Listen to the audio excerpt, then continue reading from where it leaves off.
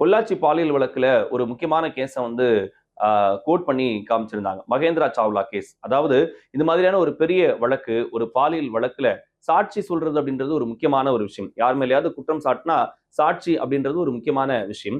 2013ல ஆசாராம் அப்படின்ற ஒரு சாமியார் மேல ஒரு பாலியல் வழக்கு ஒண்ணு தொடுக்குறாங்க. அவருக்கு சாட்சி சொல்லக்கூடிய எல்லாருமே ஒரு வகையில தாக்கப்படுறாங்க, கொல்லப்படுறாங்க. அது மட்டும் இல்லாம ஆசிட்லாம் வீசப்படுறாங்க. அதுல மகேந்திரா சாவ்லா அப்படின்றவரும் சாட்சி சொல்ல போறாரு. அவரும் தாக்குதலுக்கு உள்ளாகுறாரு. இந்த வழக்குக்கு பிறகுதான் நீதிமன்றத்துல சாட்சி சொல்லக்கூடியவர்கள வந்து தாக்குறாங்க. இத கவனமா எடுத்து அவங்கள பாதுகாத்து அந்த சாட்சிகளுக்கு வந்து உரிய பாதுகாப்பு அளிக்கணும் அப்படின்றது முக்கியத்துவம் பெற ஆரம்பிச்சுச்சு. அந்த வழக்க வந்து உதாரணமா காட்டியிருக்கிறாங்க. 48 பேர் பிறல் சாட்சியா மாறவே இல்ல. ஏன்னா, அந்த வழக்கு அவ்வளவு வந்து ஸ்ட்ராங்கான ஒரு வழக்கு. யாருமே வந்து சாட்சிய வந்து மாத்தி சொல்லல.